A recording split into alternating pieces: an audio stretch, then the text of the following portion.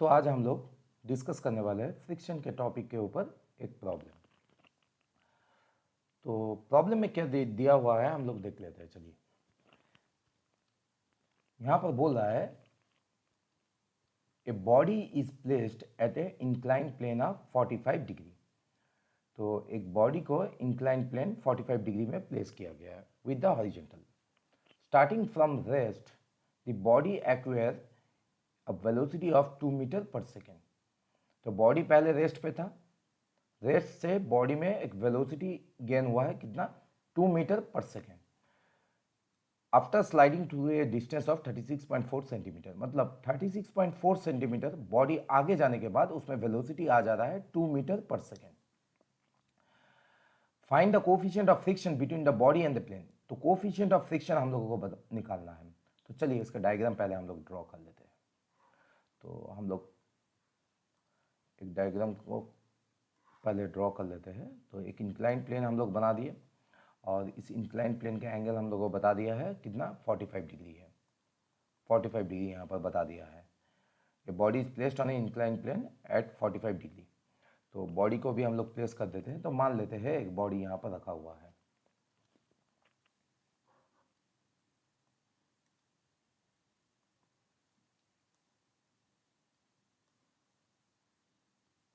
तो ये बॉडी यहाँ पर रख दी हम लोग।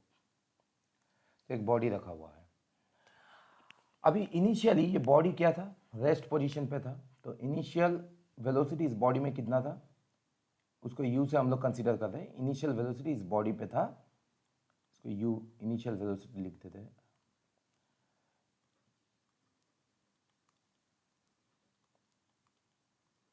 इनिशियल वेलोसिटी इस बॉडी पे कितना था, 0 था, 0 मीटर पर सेकेंड। और इस बॉडी पे वेलोसिटी कितना गेन हुआ है, फाइनल वेलोसिटी इस बॉडी में आया है 2 metre per second. 2 metre per second, दोनों ही ऐसा यूनिट पे दिया हुआ है। और ये जो वेलोसिटी गेन हुआ है, इसमें ये ऑब्जेक्ट गेन ये जो गेन हुआ है वेलोसिटी गेन करने के दौरान इस ऑब्जेक्ट कितना डिस्टेंस मूव किया है, 36.4 सेंटीमीटर। सीजीएस में दिया हुआ है, ध्यान रखना है।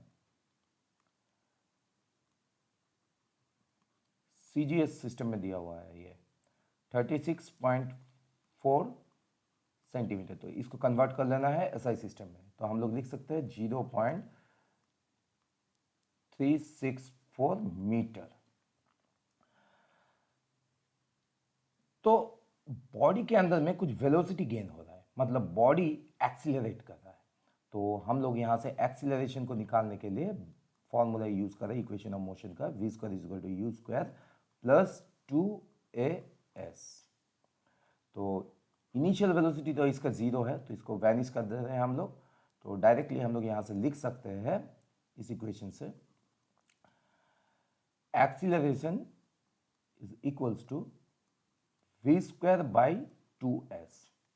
तो v हम लोगों को पता है कितना है, तो यहाँ पर हम लोग लिख दिए 2 स्क्वायर बाई 2 और s है अपना 0.364।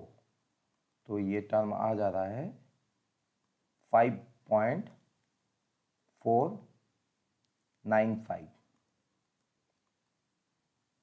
Metre per second square acceleration था।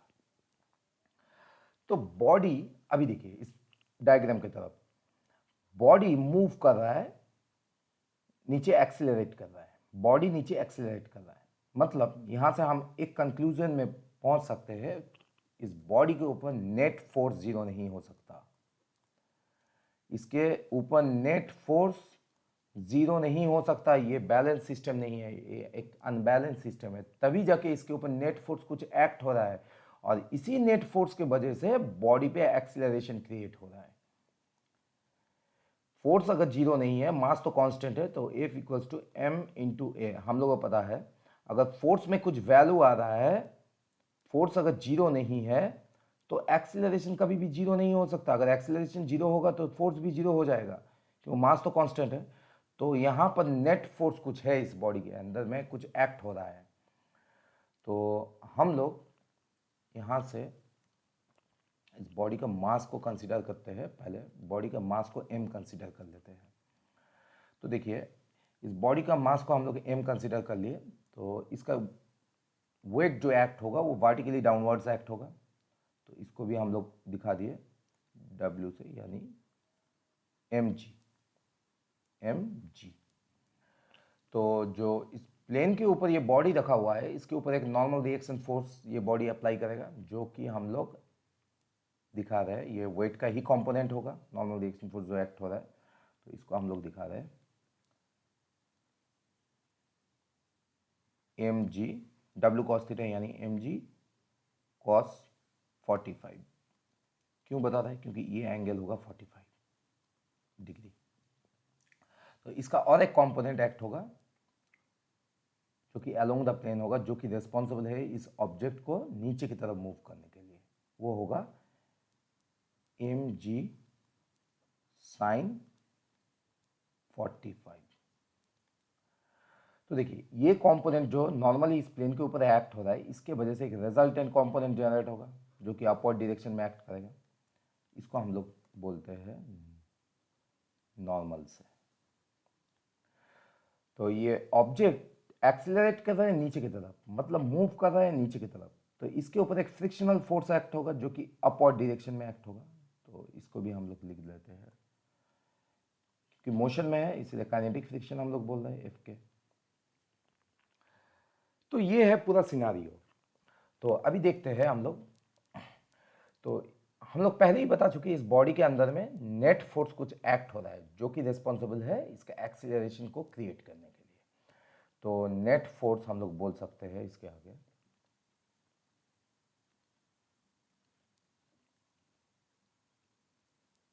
नेट फोर्स जो बॉडी के ऊपर एक्ट हो रहा है वो क्या होगा। फोर्स का फॉर्मूला हम लोग को पता है, मास इंटू एक्सीलरेशन होगा। मास इंटू एक्सीलरेशन, ये मास इंटू एक्सीलरेशन होगा। तो इसके आगे हम लोग बोल सकते हैं ये जो मास इंटू एक्सीलरेशन हो रहा है, ये जो नेट फोर्स एक्ट हो रहा है, क्यों हो रहा है?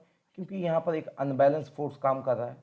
अभी हम लोग देखेंगे दो फोर्स यहाँ पर अलोंग द प्लेन काम कर रहा है, एक तो W sin 45 और दूसरा है ये फ्रिक्शनल फोर्स। तो ऑब्जेक्ट मूव कर रहा है नीचे की तरफ, नीचे की तरफ ऑब्जेक्ट एक्सीलरेट कर रहा है, नीचे की तरफ एक्सीलरेशन इसका हो रहा है।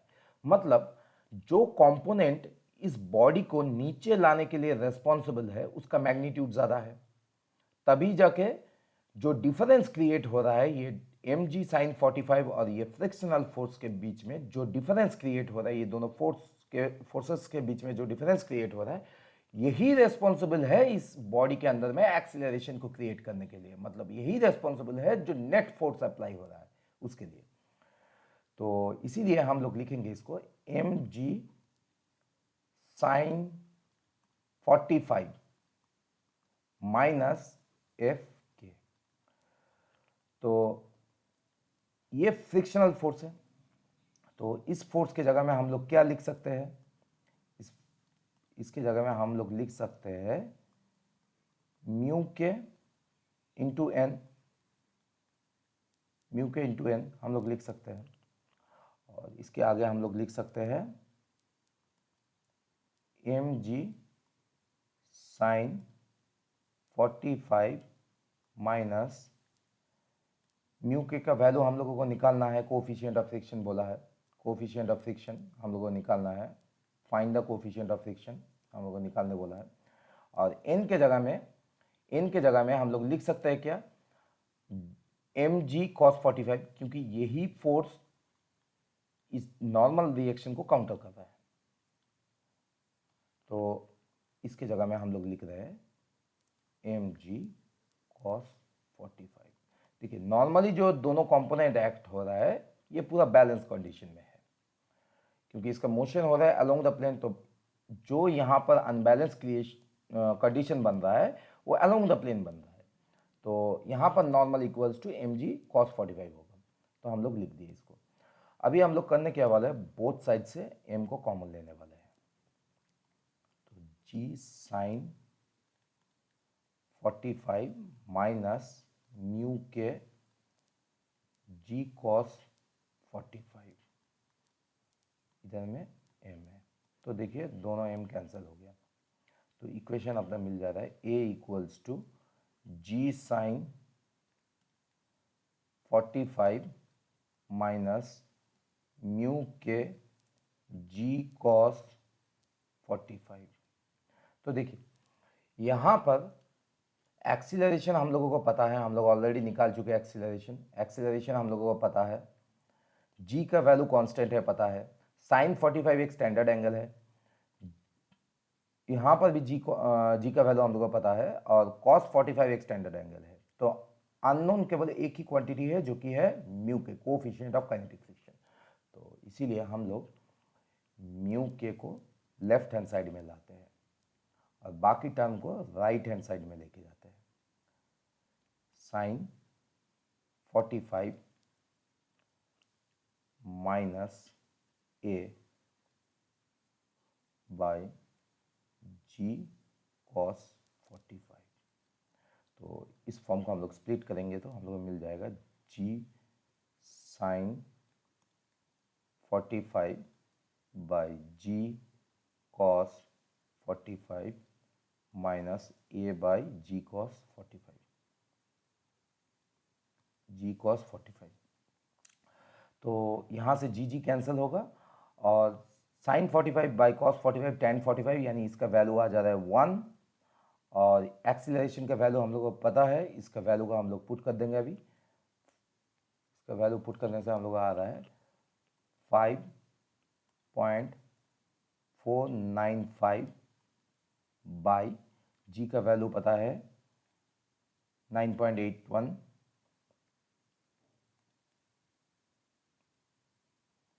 Into cos 45। कॉस 45 का भी वैल्यू हम लोगों को पता है 1/√2 होता है, 1/√2। तो इसके आगे इसको सिंप्लीफाई करने से हम लोगों को मिल रहा है 5.495 बाई 6.930। तो इसके आगे भी हम लोग बोल सकते हैं 1 माइनस 0.793, तो वैल्यू आ जा रहा है 0.207। इसको राउंड ऑफ करने के बाद हम लोग बोल सकते हैं म्यू के बराबर होगा 0.21 के बराबर। तो ये अपना रिक्वायर्ड आंसर था जो कि हम लोगों को मिल गया। म्यू के का वैल्यू फाइंड आउट करने बोला था, तो म्यू के का वैल्यू हम लोग फाइंड आउट करके